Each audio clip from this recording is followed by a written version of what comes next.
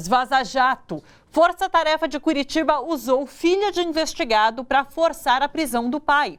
Para pressionar o empresário Raul Schmidt, procuradores pediram ao então juiz Sérgio Moro que autorizasse busca e apreensão na casa de Nathalie Schmidt Felipe. Raul estava morando em Portugal e tinha mandado de prisão expedido pela Polícia Federal Brasileira, acusado de operar propina na Petrobras. No dia 1º de fevereiro de 2018, Diogo Castor escreve no grupo Filhos do Januário 2. Prezados, gostaria de submeter à análise de todos a questão da operação na filha do Raul Schmidt. Basicamente, ela está envolvida em algumas lavagens por ser beneficiária de uma offshore do pai. Pensamos em fazer uma operação nela para tentar localizá-lo. O que acham? Paulo Roberto Galvão pergunta: pegar o celular? Diogo responde: é. Deltan Dallagnol escreve então: se fizer, ele some no mesmo dia, ele muda de lugar. Diogo tenta argumentar: se não fizermos nada, ela foge do país e nunca mais achamos. Na minha perspectiva, ela não pode sair do país, é um elemento de pressão em cima dele, daí se referindo a Raul, pai. Sérgio Moro negou o primeiro pedido da Força Tarefa, alegando que, abre aspas, apesar dos argumentos do Ministério Público Federal, não há provas muito claras de que Nathalie tinha ciência de que os valores tinham origem ilícita ou eram frutos de atos de corrupção.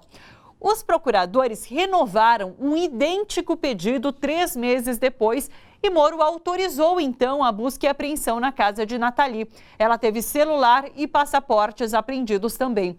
Raul Schmidt continua morando em Portugal e o pedido de extradição para o Brasil foi cancelado. Bom, seguindo. Jair Bolsonaro está se alimentando através de sonda.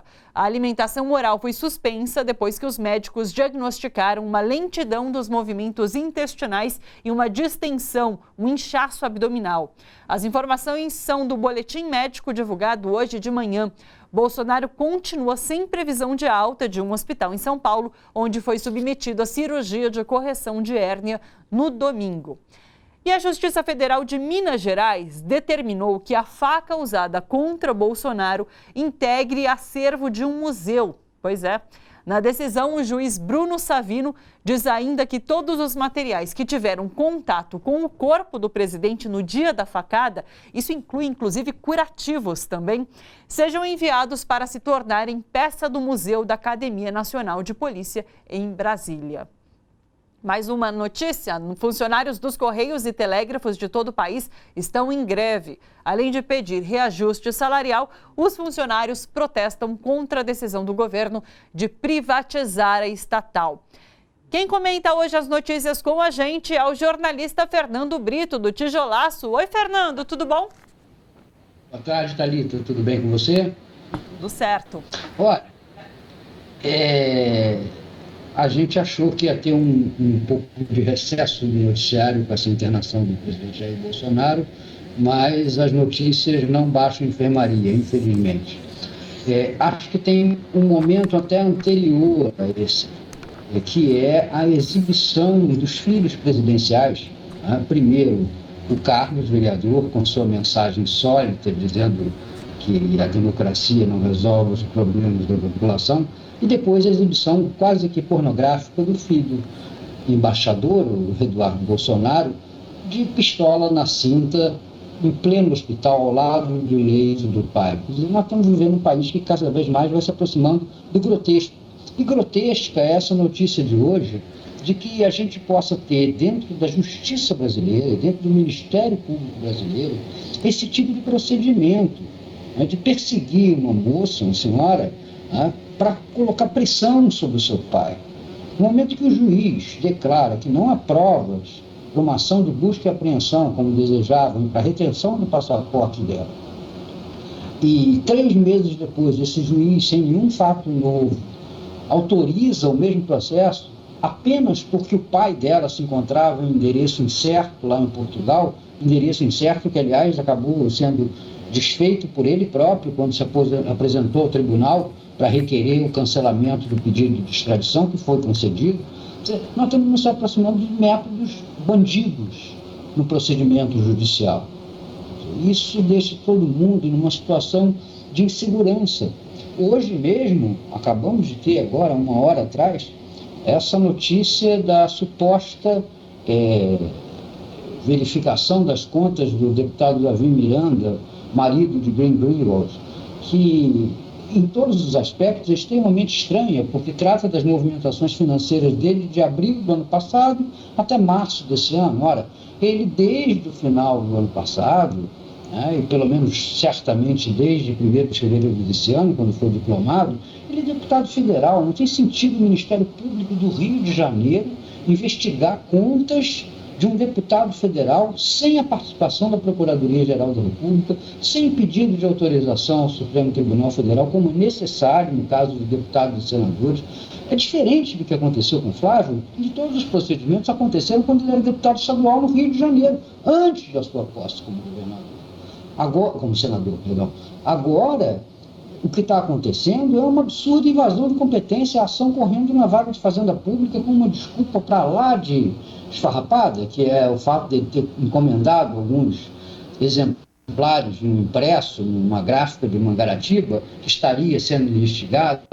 Ora, pelo amor de Deus, a gente achar que coincidências são desse tipo de nascimentos assim, de revelação casual. Não é isso. Bom, vamos voltar aqui ao tema que você me propôs. Essa questão do Intercept. Quer dizer, o que se demonstrou ali? Se demonstrou um completo desapreço pelas regras legais, partindo de quem devia ser o fiscal dessas regras. A função do Ministério Público é de ser o fiscal da lei. Se o fiscal da lei quebra a lei, quem vai defender? E a inação do Conselho Nacional do Ministério Público, que ontem mesmo adiou mais uma vez o julgamento de Deltan Dallagnol, a inação do Judiciário diante desses absurdos. Ontem é surpreendente. Eu assisti ao vivo ali o arquivamento do pedido de Dallagnol e a internet ficou conectada e eu acabei assistindo um outro julgamento que veio a seguir de 2 procuradores do Tocantins que escreveram no Facebook e em outras redes sociais as maiores ofensas ao presidente do Supremo Tribunal Federal, o ministro Dias Toffoli. Se você me permite até a grosseria de citar aqui, uma mensagem na qual ele era chamado, entre outras coisas, de Chaves, o comediante lá, Chaves do Multiespaço do Canal 8, e de escroto. E qual não foi minha surpresa quando eu vi um procurador do Ministério Público Militar defendendo que não se abrisse inquérito disciplinar contra os 2 promotores, alegando que chamar de escroto não é ofensa. Só falta. Quer dizer, aqui é um âmbito corporativo. Está difícil esperar que o próprio Ministério Público, como seria de seu dever, contenha o comportamento dos seus membros. Não pode se comportar dessa maneira, ou agindo ao arrepio da lei, ou se comportando verbalmente como quem está na porta de um botequim, como eu citei na semana passada, a comentar o comportamento do Bolsonaro, e tomou umas e solta a língua para dizer qualquer besteira. Olha só, você que curte a TVT e quer contribuir com a gente para que a nossa programação chegue cada vez mais longe, se inscreva no nosso canal do YouTube /Rede TVT e torne-se membro. Ou então faça a sua contribuição em nosso Catarse. É só acessar catarse.me/TVT. A gente agradece.